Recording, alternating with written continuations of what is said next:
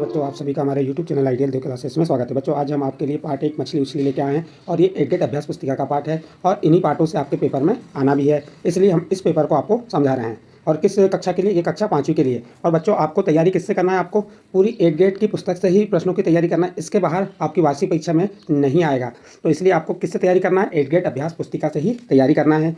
और ये आपके लिए हमने कौन सा विषय लेके आए हैं? विषय गणित। तो चलिए देखते हैं हमारा पहला प्रश्न क्या कह रहा है। प्रश्न 1 है, 1 लाख को अंकों में लिखिए। अब 1 लाख को हमको अंकों में लिखने का है, तो हम 1 लाख को अंकों में कैसे लिखेंगे? तो हम 1 लिख देंगे और 1 के साथ कितने शून्य आएंगे? 5। लाख में कितने शून्य होते हैं? 5 शून्य। तो 1 2 3 4 5, ये क्या लिख दिया हमने? 1 लाख। ये कितना लिखे हो गया हमारा? 1 लाख। किसमें लिखने के लिए कहा था? अंकों में। तो इसके बाद अगला प्रश्न क्या कह रहा है? प्रश्न नंबर ब नंबर का, 1 करोड़ की संख्या में कितने शून्य होते हैं? तो 1 करोड़ की संख्या में कितने शून्य होते हैं तो आप बता देंगे। उत्तर क्या हो जाएगा? 1 करोड़ की संख्या में 7 शून्य होते हैं। 1 करोड़ की संख्या में कितने शून्य होते हैं? 7 शून्य। देखते लिख के चलिए। 1 2 3 4 5 6 7, ये क्या हो गई आपकी? इकाई, दाही, सैकड़ा, हज़ार, 10,000, लाख, 10 लाख, करोड़। तो 1 करोड़ में कितने शून्य होते हैं? तो 7 शून्य। 1 2 3 4 5 6 और ये 7 शून्य हो गए। इसके बाद अगला प्रश्न है आपका, प्रश्न नंबर 2 क्या कह रहा है?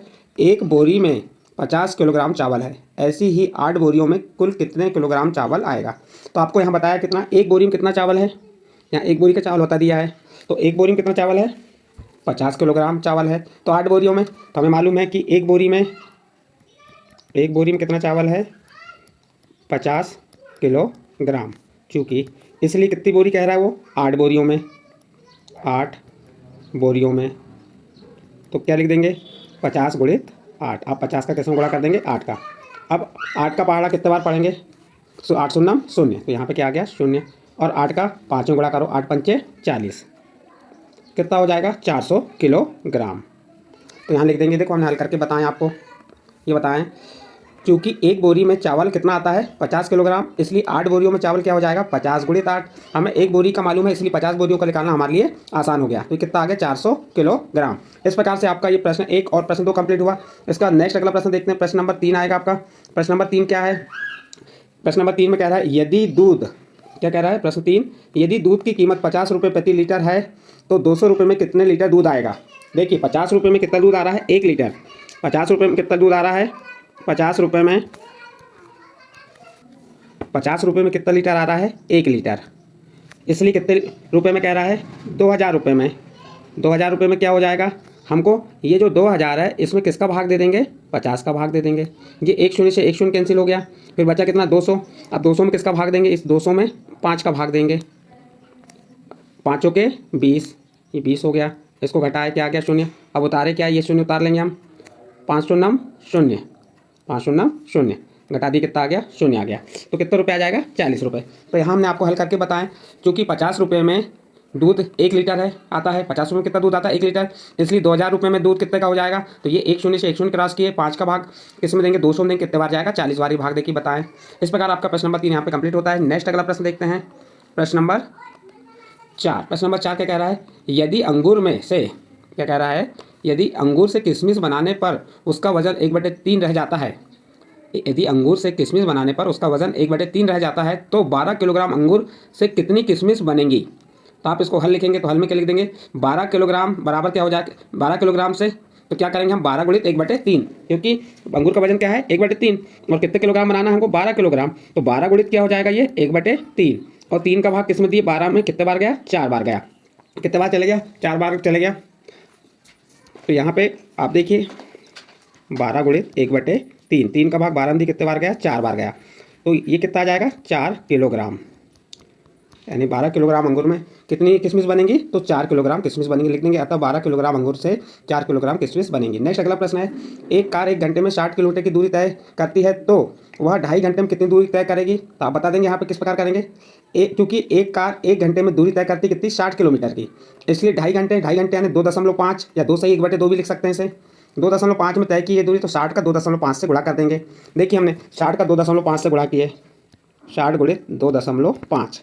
अब 5 शून्य शून्य, 5 छक्का 30, फिर इकाई के नीचे 0, 2 शून्य शून्य, 2 छिंग 12, जोड़ दीजिए अब इसे।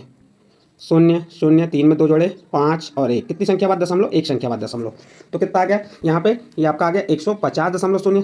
तो दशमलव के बाद शून्य का कोई महत्व नहीं, तो इसको क्या लिख देंगे 150 किलोमीटर।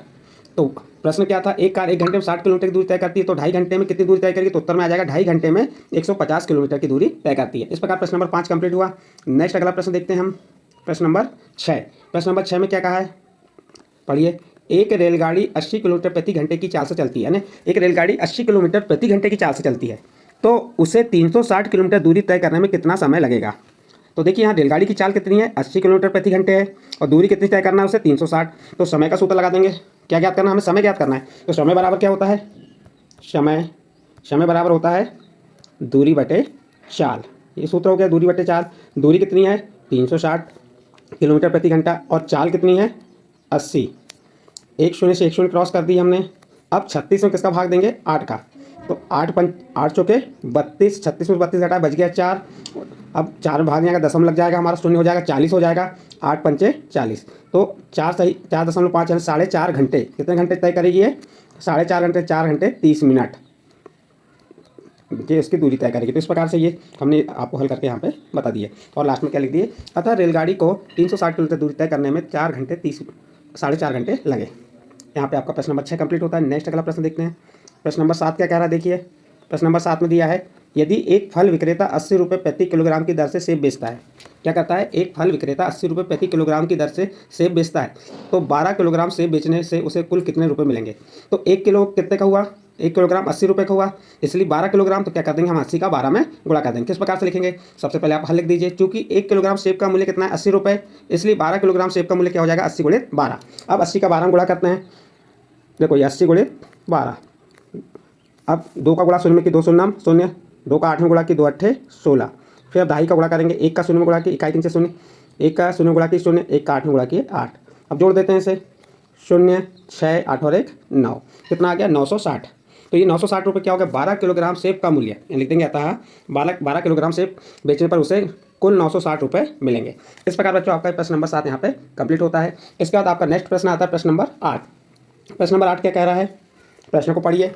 एक व्यक्ति ने मोटरसाइकिल खरीदने के लिए बैंक से 65,000 रुपये का कर्ज लिया। कितना कर्ज लिया उसने, 65,000 रुपये का कर्ज लिया। उसने एक वर्ष में कुल 78,684 रुपये वापस किए। बताइए उसने हर महीने कितने पैसे वापस किए। तो कैसे हल करेंगे, देखिए पहले हल लिख दीजिए।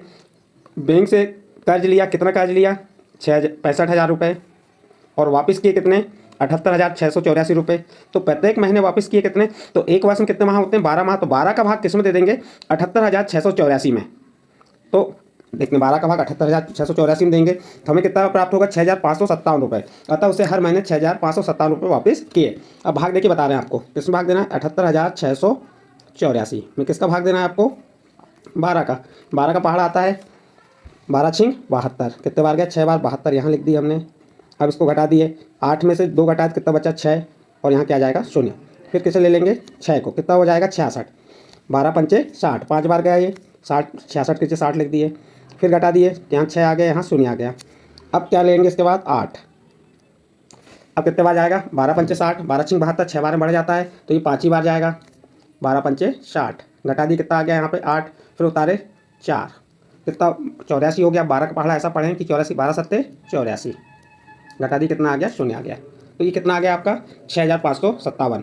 तो उसने प्रत्येक महीने हर महीने 6,557 रुपये किसको दिया, बैंक वाले को। नेक्स्ट अगला प्रश्न देखते हैं, प्रश्न नंबर 9। चलिए प्रश्न नंबर 9 क्या है, लड्डू की कीमत 200 रुपये प्रति किलोग्राम तथा बर्फ़ी की कीमत 400 रुपये प्रति किलोग्राम है। राजू के पास 800 रुपये है, जिसमें से वह 1/4 रुपये लड्डू खरीदने में तथा 3/4 रुपये बर्फ़ी खरीदने में खर्च करता है। बताइए उसने कितने किलोग्राम लड्डू खरीदने में, उसने कितने किलोग्राम बर्फ़ी खरीदने में, उसने कुल कितने किलोग्राम लड्डू एवं बर्फ़ी खरीदने में खर्च किए। तो यहाँ पे क्या है, प्रश्न को ध्यान से देखिए। लड्डू की कीमत कितनी है 800 रुपये प्रति किलोग्राम। 1 किलोग्राम का मूल्य कितना है लड्डू का 200 रुपये प्रति किलोग्राम। और बर्फ़ी की कीमत कितनी 400 रुपये प्रति किलोग्राम।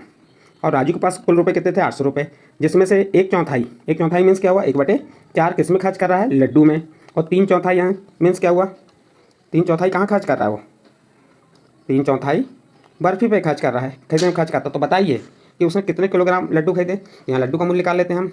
लड्डू का मूल्य कैसे निकालेंगे, लड्डू का मूल्य कितना है 200 रुपये प्रति किलोग्राम। लड्डू खरीदे तो 800 कुल रुपये कितने 800 में से 800 में 1/4 का गुणा कर दीजिए। ये 800 गुणित 1/4 लिख दिए। अब 800 में किसका भाग दे देंगे आप? 800 में 4 का भाग देंगे। कितने कितने बार जाएगा? 4 दूनी 8, 4 शून्यम 0, 4 शून्य 0। तो लड्डू का मूल्य कितना हो गया? 200 रुपये। लड्डू का मूल्य कितना हो गया? 1/4 भाग यानी 200 रुपये हो गया, 1/4। फिर अतः 200 रुपये में 1 किलोग्राम लड्डू खरीदेगा।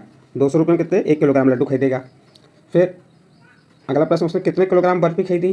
तो आप बर्फ़ी का निकाल लेंगे। तो शेष बर्फ़ी खरीदी उसने कितने? 600 रुपये की। क्योंकि देखो 200 रुपये में क्या खरीद लिया उसने? लड्डू खरीद लिया। अब बचा कितना? 600 रुपये में क्या खरीदा उसने? बर्फ़ी।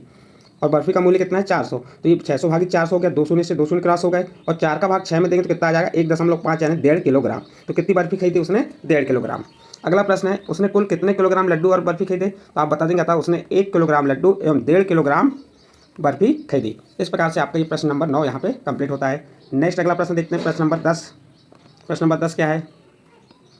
देखिए प्रश्न नंबर 10 में क्या बताया है? एक पानी की टंकी बनाने में लगने वाले खर्च का विवरण दिया निम्नानुसार है। देखो ईंट कितनी लगी? 500 लगी। और कीमत क्या है? 1200 रुपये प्रति हज़ार। 1000 ईंट की कीमत कितनी है? 1200 रुपये है। तो 500 ईंट की कीमत क्या होगी? 1200 600 रुपये हो जाएगी, क्योंकि 1000 में 1200 ईंटें आती हैं। तो 1000 ईंटें कितने में आ रही हैं? 1200 रुपये में। तो 500 ईंटें कितने में आएंगी? ये 600 रुपये में। सीमेंट 7 बोरी, कीमत क्या है? 325 रुपये प्रति बोरी। तो एक बोरी का मूल्य कितना है? 325 रुपये है। तो 7 बोरी का मूल्य क्या हो जाएगा? 325 गुणित 7। अब गुणा कर दीजिए इसका। 7 पन्ना 35 की 5 हासिल का 3, 7 दूनी 14, 14 में 3 जोड़े 17 की 7 हासिल का 1, 7 में 21 और 1 22। कितना आ गया? 2575। ये 2575 हो गई। रेत 1 टाली और प्रति टाली यानी 5500। तो रेत का मूल्य 5500 रुपये हो गया। सरिया में जो लोहे की छड़ होती है वो क्या है? इसके बारे में बताया है। 40 किलोग्राम, मात्रा कितनी है? 40 किलोग्राम। और 1 किलो का मूल्य कितना है? 45 रुपये। तो 40 किलो का मूल्य क्या हो जाएगा? 40 गुणित क्या कर देंगे हम? 45 कर देंगे। 40 का किसमें गुणा करेंगे? 45 में। चलो 5 शून्य शून्य, 5 के 20, इकाई के नीचे शून्य, 4 शून्य शून्य, 4 चौके 16। जोड़ दीजिए इसको। 0 0 6 में 2 जोड़े 8 1। कितना आ गया? 1800 रुपये। 40 किलोग्राम का मूल्य क्या हो गया? 1800 रुपये। मजदूरी यहाँ पे क्या दिया? ये मजदूरी, कुल मजदूरी कितनी है? 15,000 रुपये। तो यहाँ पे कुल मजदूरी क्या आ गई? 15,000 रुपये। अब क्या कर रहा है यहाँ पे? एक पानी की टंकी बनाने में लगा कुल खर्च। तो इन सब खर्चों को क्या करेंगे? हम जोड़ देंगे तो हमें क्या मालूम हो जाएगा? कुल खर्च। कौन कौन से सब? देखो सबसे ज़्यादा 600 रुपये, ये 600 लिख दिए। फिर 2275 लिख दिए।